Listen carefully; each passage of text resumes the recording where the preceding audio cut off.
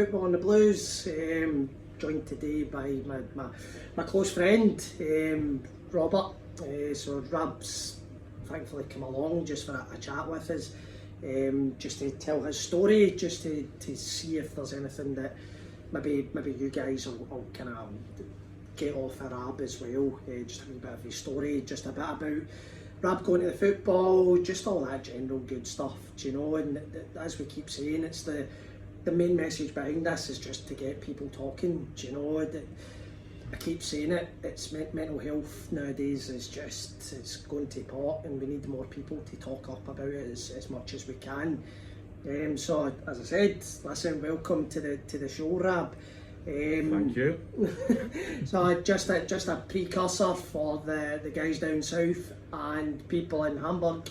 We do not come with subtitles. We'll try and keep this as nice as we can, without keeping you off a wee bit. I'll keep the Glaswegian kind of slang out of there a wee bit, but at the same time, welcome to Rab. So just, thank you, Craig. So just gives a wee bit in your background, Rab. As we say, we don't want to kind of start this on a kind of a negative kind of part. So just tell us a wee bit about yourself, just where you grew up and that kind of stuff, pal. Okay, no worries. So as you know, I grew up round about Rutherglen and Castlemilk. Moved to Castlemilk in my sort of mid-teens. Before that, I grew up in the Rutherglen area. I went to primary school, and my high school was Stonelaw. Don't know if you should name that or not, but that was my high school I went to. Well, I went to Cafkin High, if anybody knows Cafkin High. And Rutherglen in general is quite a rough town, isn't it? It's certainly had its moments, both those areas. It's got its moments. And growing up in the 90s, there was definitely a bit of a kind of macho culture going on that you had to abide by. No, 100%. And they got doing. I think I speak on behalf of Rab and I, but when I say, like, when we were younger, the way that I met Rab through a mutual friend, Danny, and Danny unfortunately succumbed to his alcoholism. Danny died at 30 years old. We actually celebrated his birthday whilst he was in the hospital. That's another story that we'll touch on, but Rab and I had met through a mutual friend and through a love of music. Danny, as you can probably tell by the name, was a Celtic man, and Rab and I did share a love of the Rangers, do you know? So that was kind of why Rab and I were kind of close as well. And Rab's a good drummer, he still is a drummer. I need to get him back playing again. Not as good as Danny was, right? Not as good as Danny was. Extremely talented at the guitar and the drums. So what about Danny? Like, do you want to give everybody a wee kind of insight into what Danny was like and just in general? Well, it was fun-loving, certainly.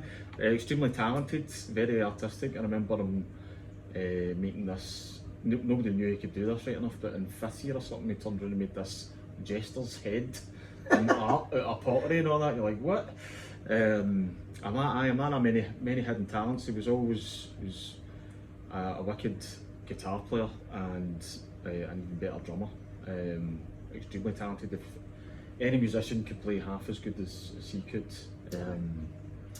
you would be doing well, believe me. No. And I remember him going off down to London at one point with Alan, actually. I think they were living the lifestyle before they'd actually made the rock and roll part of it. That's it, the rock and roll excess. Just a bit on Danny. Like, I'd met Danny, I think I was 12, and we grew up together. Danny went to Stonelaw and I went to Cafkin High. Rab went to Stonelaw with Danny as well. But great guy, just a young guy, beautiful guy, just partied too much, drank too much. I think I'm not telling tales, I smoked my first joint with Danny when I was younger, and the two of us drank to excess. It was quite funny. I had a look the other day, there was a guy that's in a band up here, and he had asked, he's quite a young guy, and he was just asking me about when we were younger, and Rab and I still go to gigs. And I'd said to him, I says, I went to see Green Day. The Barrowlands played 3 nights at the Barrowlands, and it was like 1999. He went, 1999, this is wasn't even born, and it's funny, like we were there, and I can always remember it, Danny and I drinking bloody cans of special brew, do you know, and but this is the kind of things that I want to touch on in this podcast. It's like, because all that seemed normal, all that seemed very normal, and you're talking about the gigs, so remember we used to just kind of, it was almost like we just picked, you know what I mean, there was something on at the Barrowlands, there was a band, we'd remotely heard it, and we would buy the ticket and go. But so many times actually I even missed gigs. I sat in the bar, or I was too drunk, or whatever. But even at that sort of young age, I can reflect on it now. At the time, I would have denied it, but my drinking was extreme. And just me, I remember one time me and Danny dog school, played truant. played truant for our English viewers. We just went in a bus run basically. We brought us a cider. And then we went our separate ways after school. I came in the house and went straight to my bed. But it turned out Danny's ma had phoned Mama. So I should have always done that. It's like, is Rab alright? It's like, he's come in from school and went straight to his bed. Like, that bastard steaming. So the two of us get busted there. So. But again, that just seemed quite normal, to be honest, which seems strange to me now, but I can get to that. But it's funny, it's like I get that, I relate to it when you're talking about the gigs. I went to see Eminem. Did you go to that? I remember going to that. So we went to Eminem, and I think he just released My Name Is, and he didn't know what he was going to become. It's a bloody global superstar.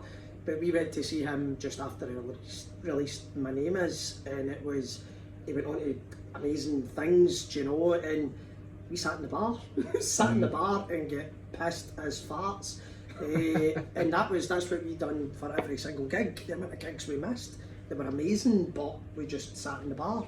Do you know, it's just funny, just thinking back to these times, that it's so acceptable. Even you look at it, even somebody like Take That, there's actually more arrests for a Take That concert with drunken, rowdy females going mental and getting pissed and wrecking the place. And there is an Old Firm game. There's more arrests at that, and there is there was that famous concert at Hampden. I was working in the taxi game at that time, and to be honest, I have never seen anything like it. They did put football fans to shame.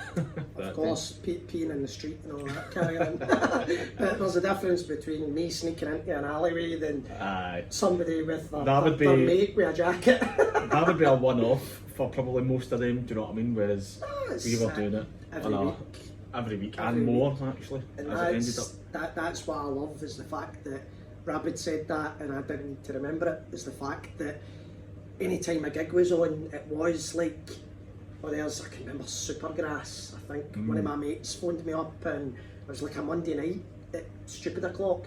Craig, I've got a ticket, £10, pay the £10, and away you go. But you've got to get that tenner off your mum, you've got to get a fiver for your carry out, maybe 10 Mayfair at the time, and your bus fare, so maybe 20 quid would have covered it, and we would have been drunk as hell. But it's that to me, it's like that seems like a rite of passage in Glasgow, in Britain, and all over the place. It is that rite of passage that you don't just get 2 or 3 drinks like the Spanish do it.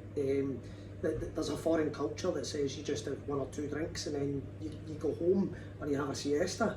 We drink to excess, and that's the British culture. It's the tail end of the hooliganism element that comes from the football, that you're going to just keep on drinking and drinking and drinking until you black out. Do you know? It's that actually leads us on to something that's us with music. But tell us about Rangers.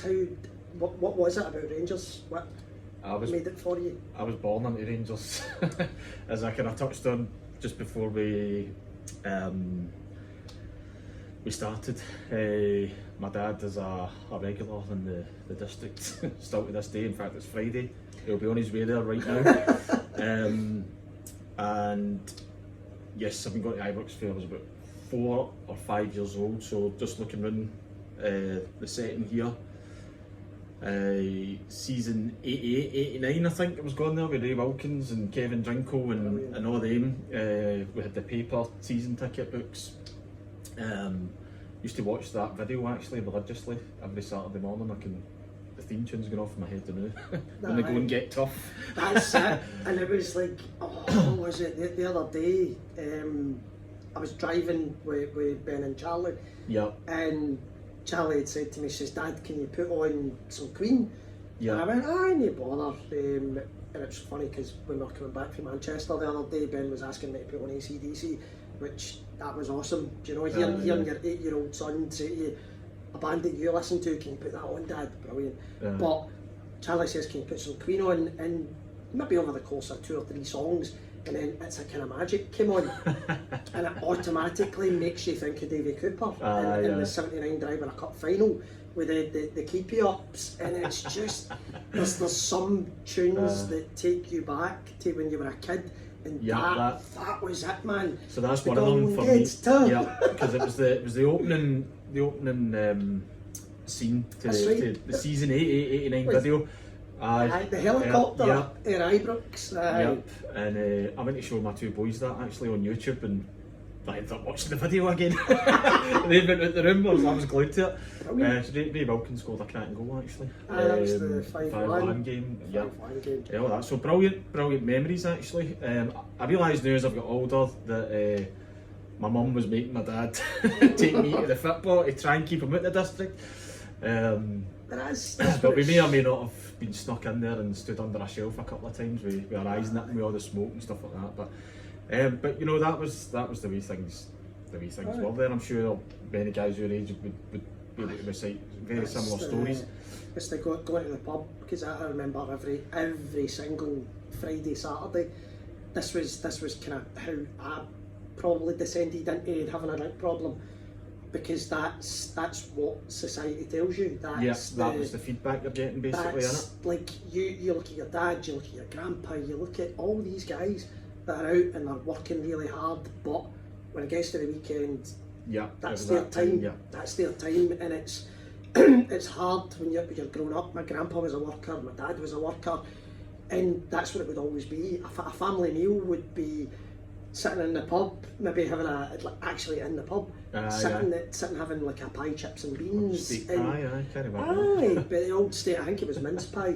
That's people probably don't know about mince pies, but it's not a festive mince pie. It's a pie with mince meat in it. Do you know? So that's the best parts of the dog. Chop it up and put it in a pie. But it's like. Everybody's got that when they were a kid. I had it, Rab had it. I'm pretty sure people will be able to say the exact same thing, that you were taken to the pub and it was the bookies, bloody William Hill's at Rutherglen. I used to, my dad would just go, and a can of Coke, son, and a packet of crisps, and me and my brother would be sitting for half an hour while you're waiting at the 2:30 in Chepstow, bloody finishing. Gambling wasn't a massive thing in my family, but booze certainly was, and so for me it was like left outside a few boozers in my time. Brilliant, man. But that's alright. But even with that, Rab, it's like that's us seeing that as wee boys, and when we see that as wee boys, we see it and we think that's the norm. And my dad, when I was younger, and still at this stage, you know, your dad's your hero. Your dad's he's the glue that holds the family together. We all know that women rule the world, and your mum's the one that's pulling the strings behind the scenes. But at the end of the day, you look at your dad as being your hero, as your idol. He's your go-to guy. Do you know? You get any issues? It's your dad. Do you know? And I think from that's where you saw it, and that's where I saw it, and that's where many people will see the exact same things. That have did the same old traits, that you see your dad and he's in the pub and you're standing outside it, do you know? And that's maybe where we got that subliminal messaging in our heads to say that's acceptable, that's normal. Do you know? Slightly different as well for me.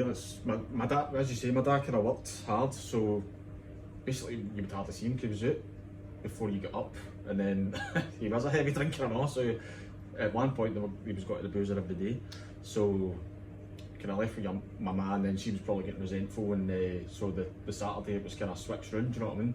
So I think that's when my dad was kind of forced to take us to the football, and then they go back to the house and there's maybe a party going on or something like that. Which, as you get older, you can appreciate, do you know what I mean? Like, I totally get why that was the case, do you know what I mean? But I wouldn't say it was pretty normal, I would say. I wouldn't suggest that my upbringing anyway was like wildly traumatic or anything like that, wasn't it? Do you know what I mean? There was, my mum and dad worked very hard to provide for us as well, do you know what I mean? We rarely did we go without anything that we wanted or anything like that, so can't complain in that respect. But what I would say is some of the things that you touched upon there, like, nobody would talk about anything, do you know what I mean? Nothing would be, so you're just kind of watching these behaviours, I would say, and I just think that was normal. So as soon as I was kind of old enough, not even old enough actually, but I thought I was old enough, mature, you know, the allegedly. drinking would start, and not just what was going on in the household there, bearing in mind as well, like, kids nowadays seem to be all tuned into Xboxes and all that kind of stuff. We were out in the street, there was loads of yous, there was also groups of people that were older than yous who think it's then funny to give the young man's a can of beer and maybe a wee smoke of this and that, and then to me, I don't know if it's to fit in or whatever the story is, do you know what I mean? But you end up kind of partaking in that sort of stuff away, and that's probably the sort of inroads. It's that kind of rite of passage as a British person, as a Scot. Everybody down south knows that we're an army of drinkers, the Scots. And that's just something that we do alongside the Irish. That's our favourite pastime is having a right good swally, and it's just that society that kind of does these things, and that's part of my focus and my vision for this podcast is to get people talking. It's to change societal wrongdoings essentially, because Rab had that upbringing, I had that upbringing, great upbringings. My mum and dad were fantastic, brilliant people, still are. I'm fortunate enough to still have my mum and my dad, and they're great grandparents as well, yeah. And it's just getting away from that.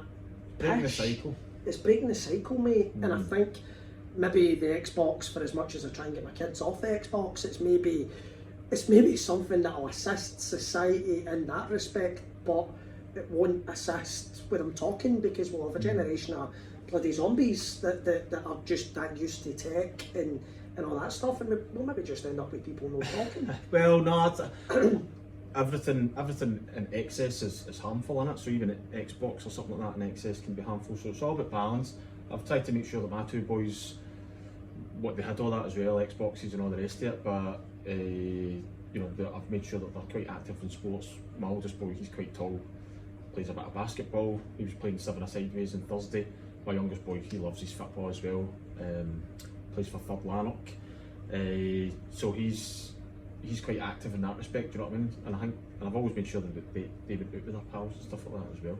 So I think it's about balance as well, do you know what I mean? Aye, you've got that balance rather than it being in the house all the time playing the Xbox, or maybe at the PC and you don't know what they're up to, like us. But in all honesty, mate, we could have done that. We could easily have. I mean, we had our SNES and the Mega Drive and all that shit. But it's like the Jaguar. I mean, Rab came home. His dad, no that Rab, my pal Rab Longridge, and his dad came. He was in the Navy, and he came home and he had this Jaguar. And it was cool because nobody had one, and it had the Continental plug on it. And we got the Continental plug and it was like, fucking yes! And then we get this thing hooked up and it was the bollocks. Just it was so cool and so good, and nobody else had it. Do you know? And we could have been that generation. I mean, I know that kind of the tech age kind of kicked off that kind of time, the late 80s, early 90s, but we still chose to be the men's men. It was also a wee bit frustrating all that then. I don't know if you remember, the first sort of gaming thing I had was a Spectrum ZX, and it took about 2 years to load, making all these wild noises. And then you'd play it for about 10 minutes, then you'd need to load it again. It was just hellish. And then my mum and dad didn't have a clue how to help me with it or anything like that. So I guess that maybe kept me away from it for a while, obviously, because ironically I now work in that sort of industry. So that's I didn't come into that until well later. Do you know what I mean?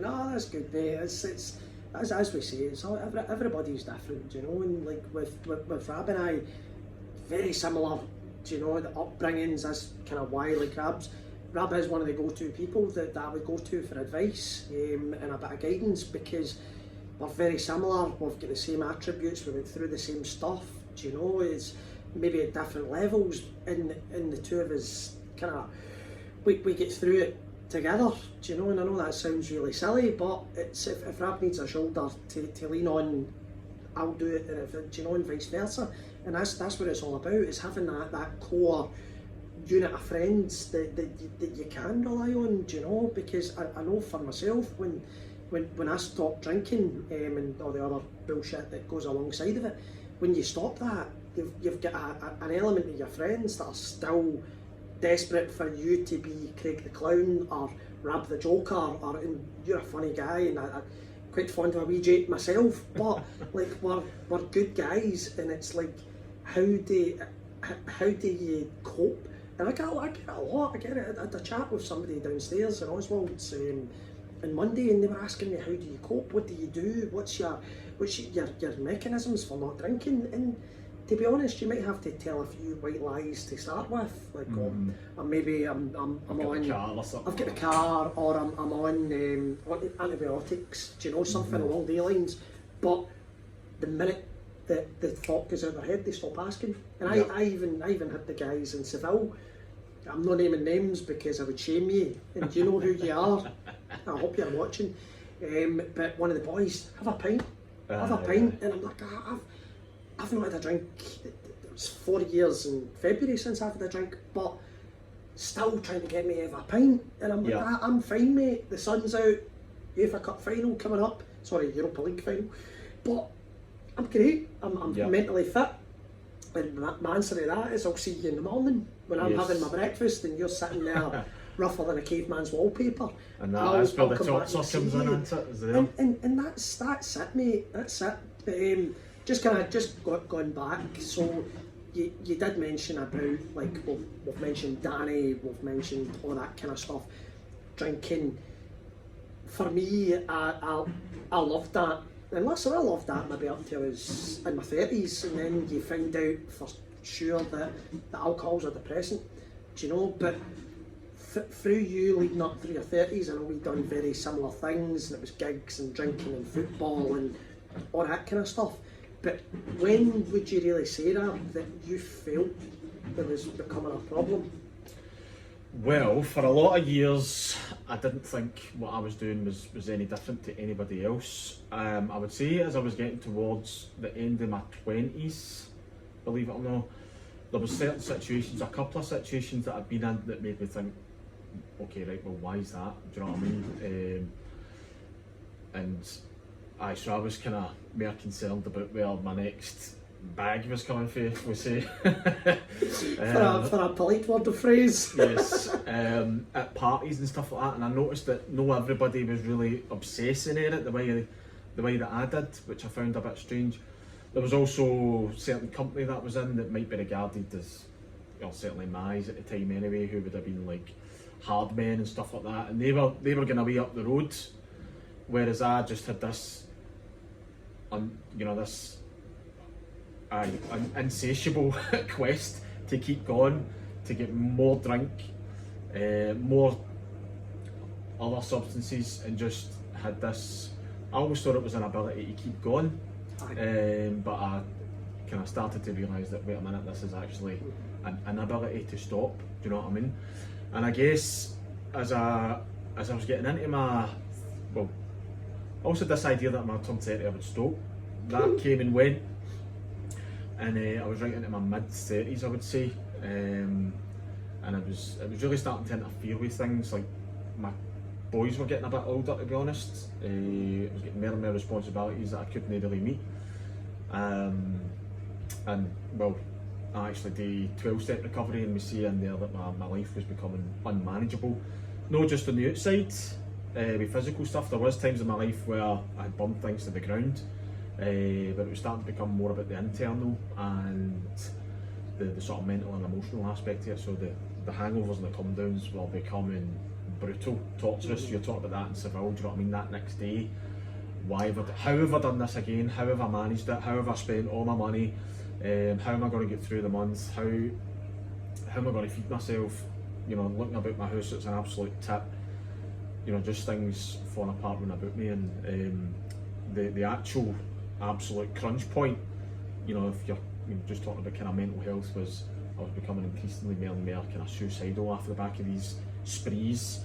And in one particular incident, it was like I knew if I got out of my bed this day that I might have actually went ahead and done it. So I was kind of clinging on to the thought of like my two sons growing up without a dad and stuff like that. And from that point on, it was like I can't keep doing this. And from there, I had to sort of go and get help. I mean, there's loads more kind of war stories in there, and I'm sure anybody who's maybe suffered with addiction or any of these types of things will understand that.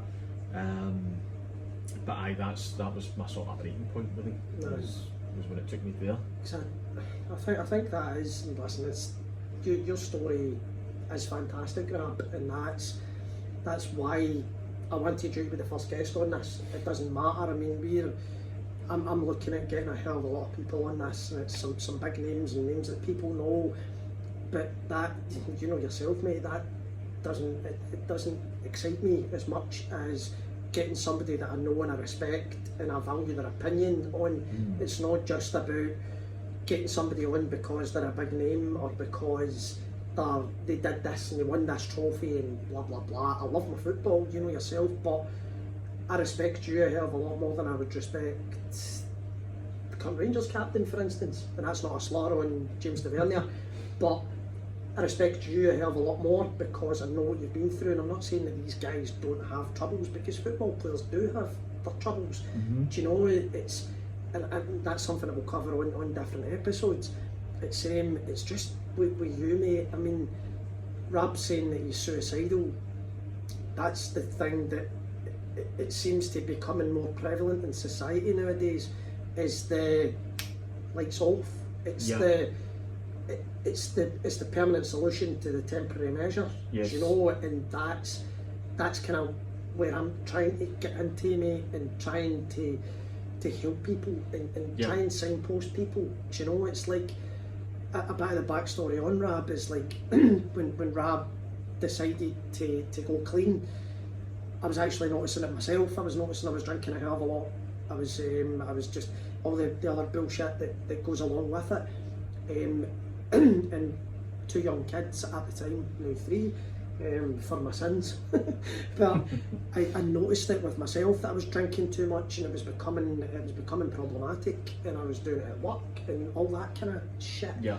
And it's disgusting and it's horrible, and it makes me think that when my kids got older, if my kids were doing that kind of stuff, I would be there to put an arm around them, because I know how hard it feels. I know how isolated you feel. I know how hard it is to have that thought of just worthlessness. Do you know, I went through a divorce. I know what it's like to feel like shit, and for somebody to look at you and go, you're this and you're that, when you know in your heart you're not, but you keep going to the same old shit every bloody week. You'll go for a pint, you'll do this and you'll do that. And I think, just for myself, I think it's for us guys to enable people to be able to say, do you know what, I'm going to go to the football and I'm not going to have a pint. Do you know, I'm going to go for 2. Do you know, and it's like, I always say it, and I don't know if anybody knows, but like, I'm a health and safety guy, and I always look at it the minute there's an incident, right? I always look back and I say, what's the root cause? You do your root cause analysis, but it's like, what's the root cause of society? But how many chances did you have to stop before you stopped? Do you know? And that's the way that I look at it with life. I had so many bloody chances. Danny dying, I think, and as I say, Danny, even when Danny was in his last legs, he was asking Rab and the boys to go out and get him cans, and I didn't want to be there. And it wasn't until really, I still did it when my daughter was born, but when my son was born, I thought, I really need to get a fucking grip here, because I can't keep going the way that I'm going. And it's hurting me, and it's hurting, not really hurting my kids, but I don't want the kids to come in and see me pissed and see me sitting on the couch every Sunday. You know yourself, mate, you know what that's like, lying on that couch just wanting to die. Yeah. Do you know, it's and just you've not really got the patience for for your kids or anything like that when you're in that state. But you kind of touched on something earlier on, like it's almost like a role you need to play. You know, that guy, I'm always in the pub, he's there every Friday, or he's there. It's almost like a kind of a role that you fill, do you know what I mean? So a hard man. Whatever you want to call it, but I think the key thing is like, you don't actually need to be that guy, do you know what I mean? You can maybe do it sometimes if that's your way, you know, if you're able to do that. For me personally, I know for the minute I start, I'm off and running, so total abstinence is the best option for me. But that's just been my experience, and it was only reaching out for help that I managed to get that. But you also touched on like isolation as well, and that is where it ended up.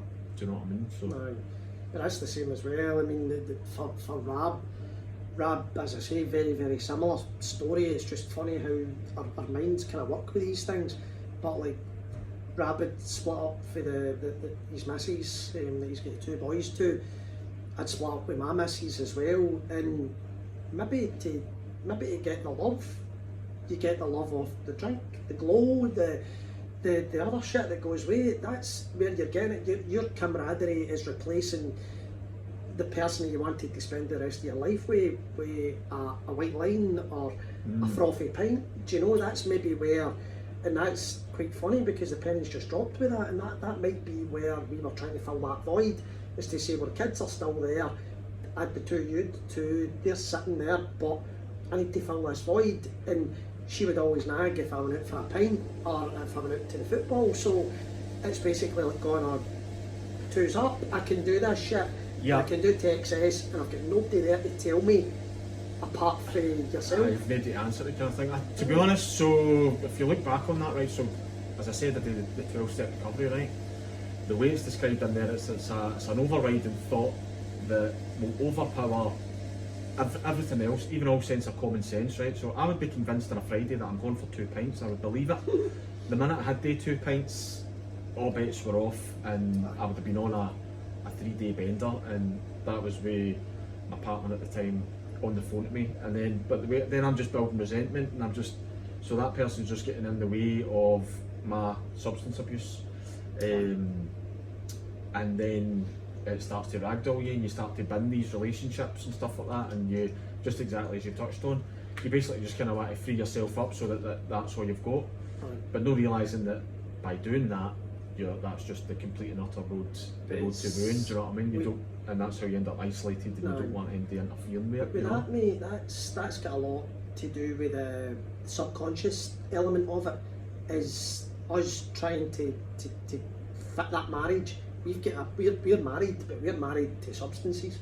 Do you know, that's our relationship isn't to our partner anymore.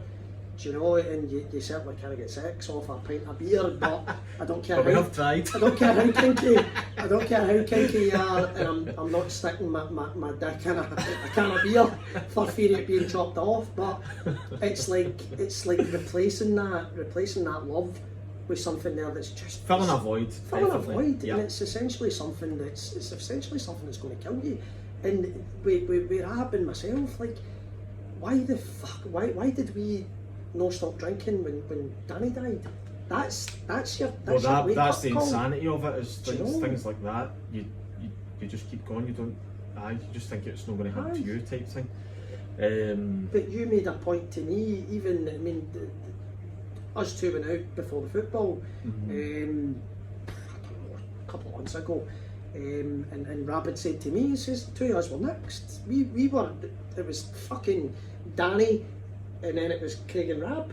The two of us were kind of wrestling for the silver, and we would have next. It doesn't matter if we were at 30, which Danny did because he drank to excess, he didn't have his job, he was drinking a bottle of whiskey a day, but we were on that road to ruin. And it's, as you say, mate, it's like we're good enough to be kind of savvy and mask our alcoholism, whereas the wee man didn't have anything to mask it with. He didn't have the job, and he had it through no working, stealing off his missus, getting the bottle of whiskey, and that's how the wee man would drink, do you know? And it's just funny when, like, that is not the line in the sand moment that makes you and I step up and go, fuck this, do you know? It's just not worth it. I thought it was alright for a lot of years, to be honest, because I had an idea of what an alcoholic and an addict was, and it wasn't what I was doing, apparently. No, because you weren't sitting with big black eyes, and you weren't sitting with a belt wrapped around about you and a needle in your arm, because cocaine's safer than heroin, allegedly. I think it's very insidious, definitely, and it can be hidden a lot more. You can hold down a joint, you can function to a certain degree. Because it's the different, it's a high and a low. You've got that if you have a few pints, you do get that wee bit low, but you're more jovial. Do you know if there's a film called The Business, by the way, that nails it, I think. Do you know what I mean? It starts off all glam, and then laugh at that. He's running at the door with his bogging tacky on a few weeks later. That's exactly it. It's just when Rab said that, and it's a fantastic film. I know everybody says Trainspotting, and that's the reason I never went to anything like that. I just kind of stopped at a level, and as we say, it was we had to drink. But with that, there was a Trainspotting. I watched that and I went, I will never ever touch heroin because I watched Trainspotting. Yeah. But there's also another good one that's Basketball Diaries. Did you ever see that? It's Leonardo DiCaprio. I think I've seen it. Fantastic. Years ago, see if you anybody that they should show it in schools. Honestly, it's that way that it shows you somebody that's at the top of their game, they get the scholarship, they've got everything, somebody offers them some cocaine, and then it just spirals and everything goes to pot. And Leonardo DiCaprio, that was young Leo, and do you know what I mean? He's like, it shows you him shivering, and it shows you him in withdrawal symptoms, do you know? And it's, if anybody needs a film about addiction, that's absolutely spot on. Well, actually, so the thing is, I've probably had the best education in my life for the last 3.5 years that I've been completely sober, and that is through the 12 steps of recovery. And they look at things in a different way. So these films and stuff like that are probably looking at just the sort of substance aspect of it, but actually it goes a wee bit deeper than that. And I think that's probably something that especially young men need to be made aware of, right? And it's because we just identify as ourselves, like I'm Rab, you're Craig, and we look at ourselves as a kind of just a singular personality, which might sound a bit weird, but if you can start to look at your own psychology, if you like, is made up with loads of different things, and you've got these things like your pride, your self-esteem, your ambitions, personal relationships. All these things are what actually makes up your identity, or your idea of self. And sometimes when these things are affected, we can feel disturbed by it. It's like, and we don't know how to process these emotions. So I think that is the area that we need to start opening up about, because what we say in the 12-step recovery programs is that our solution to those things is the substances. And it's only by going through a certain process and getting an awareness of these aspects of your psychology and being able to manage them without any substances that you can actually start to move forward. So I think that is something that I would maybe like to start bringing to the forefront, is start to get an understanding of what actually makes you up as a person, and how can you negotiate with that. Listen, I mean, even with that, Rab, it's like, I said to you guys earlier, it's like Rab stopped, went cold turkey, and I made that decision as well to say I'm going cold turkey. He didn't know that I went cold turkey, and it's just funny. It's like, even with some of the stuff that Rab will say, that it sounds a bit funny, but trust me, it makes sense, and it's not until such times as the penny drops that it makes sense. It's like Rab, I think we didn't speak for about 2 years. Yeah. And then I text Rab out of the blue, and I said, listen, how are you feeling? Are you okay? I'm just checking up just to see if everything's okay, or if I need to bloody get my funeral suit looked out, do you know? And I just said to him, I says, listen, I'm clean, sober, not touched anything, and I think it was a year at the time, or a year and a half maybe. And Rab said to me, he says, listen, I'm the same. And I says, how did you do that, and when did you do that? And we put our heads together and we actually found out that Rab stopped, was it 2 weeks before me? Something like that. Something So like I know my date was January the 8th, and the reason for that is I'd agreed to this night out like a week after the new year. But weeks before that, I was just bust, I was beat, I just couldn't keep going. But I knew I had this night out, and I was like, right, okay, I'll go to that, and then I'll go and get help. It's funny how, when you think about it, Rab's talking about psychology there, but it's funny when you make these decisions that there's things that just happen. Do you know, that the likes of even this podcast, this is things that go over and over in my mind, is to say, how can I help? How can I get the word out there? How can we do things? And the people that are coming to me and speaking to me is it's immense.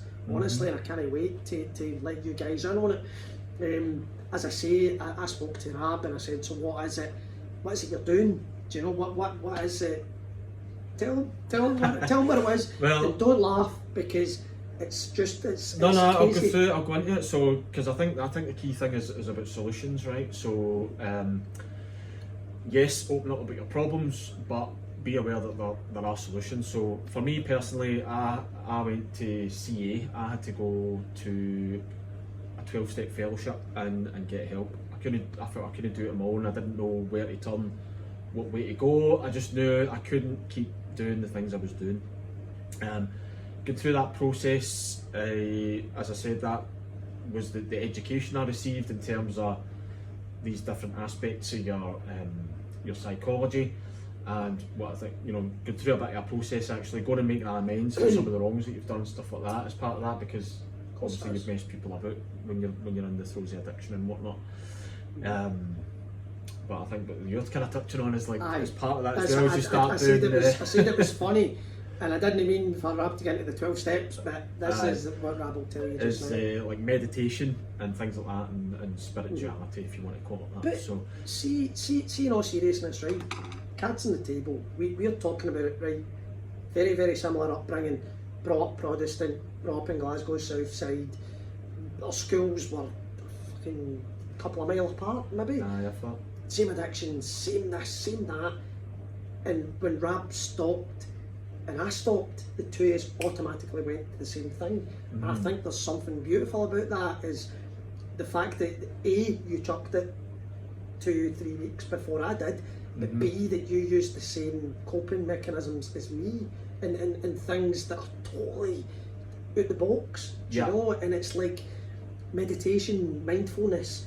I started reading. I was actually giving somebody a bit of advice on that the other day, but they were going to read The Secret, and I'd said to them, I says, just ignore that shit. It's like, don't sue me, but like, just get away from that crap and read the Dalai Lama's book.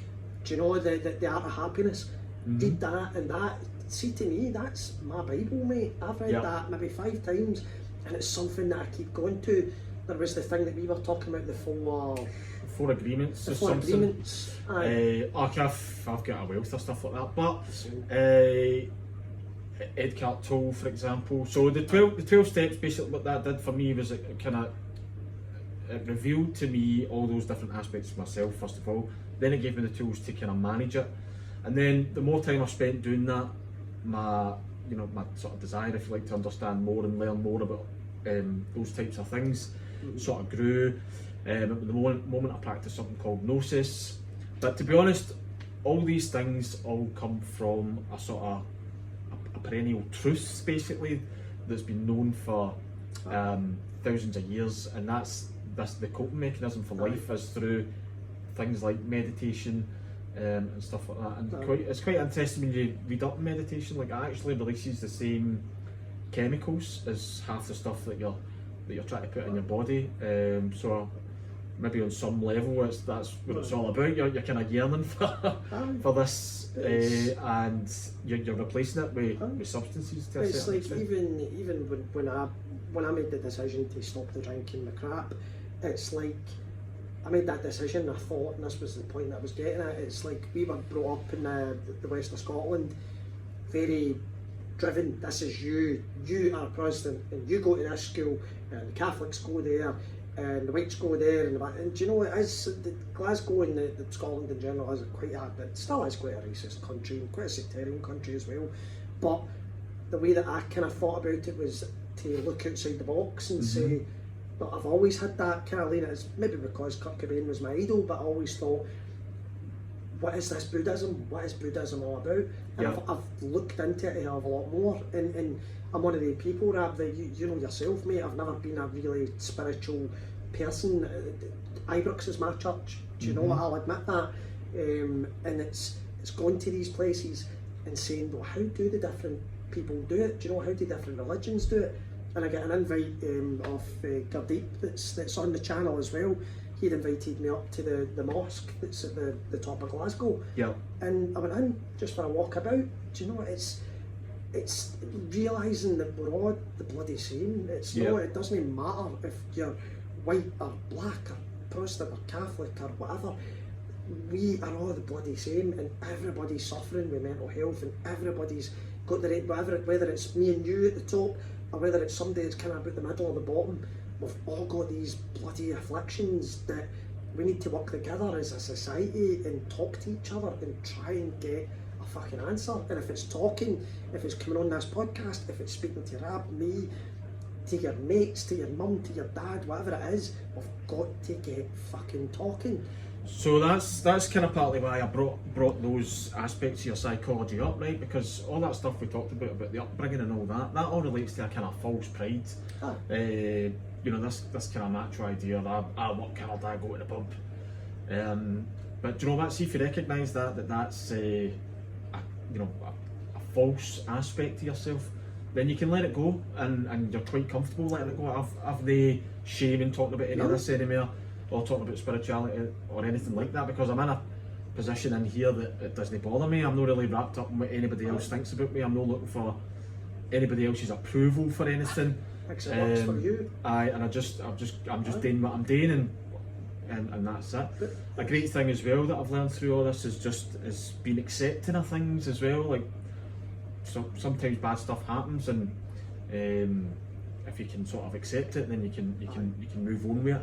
That whole idea, maybe it's a young man's thing, like you want to change the world, or this is right, that's not right, and you got all wrapped up with stuff that really it's got nothing to do with you, do you know what I mean? So it's similar as well, Rab, like, to resonate with what you were saying there. It's like I sat with my current company and we sat and had a chat about what stresses you. Write it down the board and tell me what stresses you, and everybody was putting down the cost of living crisis, Ukraine, war, famine, yada yada. Everybody put them down the boards, and it's harking back to the Buddhist kind of mantras that if you can't control it, then stop stressing yourself up about it. The price of petrol, the price of fuel, I can't control that. Do you know what? I can't control the war in Ukraine. I can't control Putin's mind. I don't know what goes on in there, but for my own sanity is to kind of distance myself from it. And I find that from reading the kind of books, that gave me the advice to say, because usually I'm an overthinker, and I would totally look at that and say, do you know what, that war in Ukraine, that's rotten, and it would sit and it would linger. Do you know, it's like last week, prime example, the game against St Johnstone, I was raging, and I mean fucking livid, and I was kicking baby wipes all about the place, and I was going fucking bonkers, I was going apeshit. That maybe lasted about an hour and a half, but it was my dad's birthday last Sunday, and I headed up to my dad's, and by the time I left the house till I got to Glasgow, I kept saying it over and over again, I can't touch anything, I didn't touch the page. I said to everybody, that's me, fuck you, message me or whatever, I'm out, I'm not talking about it, distance myself from it, when in reality I can't do anything. I don't pick Gio's team, I'm not Ross Wilson, I don't pick the players, do you know, I don't sign these guys. It's no, I can't fucking influence that. So it's funny, I've had to do a lot of work running about that as well. So see if I find myself going, Rangers should be doing this and that, they should be playing this system and this and that, I've got to keep that in check, because that's that's like you say, me trying to control things that are out of my bounds. But if so just I would say then the notion stuff as well is great for that type of stuff as well. I would all that stuff that's worrying you, etc. Internalise it. What part of yourself is being affected by that? It might be your financial insecurity. We all get that. Do you know what I mean? Obviously with the cost of living and stuff like that. Your pride. That's probably been affected by the football teams. Unfortunately. All these things, and just kind of internalise it. But listen, mate. Or help another person actually. So I work for a company called Code Division. If you just get a wee cheeky plug in there. A wee cheeky plug. And we're helping a lot of the Ukrainian refugees at the moment. Just trying to settle into Scotland and get into the workplace, mostly to kind of to retrain into sort of tech careers. So that's something you can control. So these things are all out with your control. Is there something you can do to help somebody else that's within your sort of remit, and see all that as well? See if you and again, this all comes from the 12 steps too.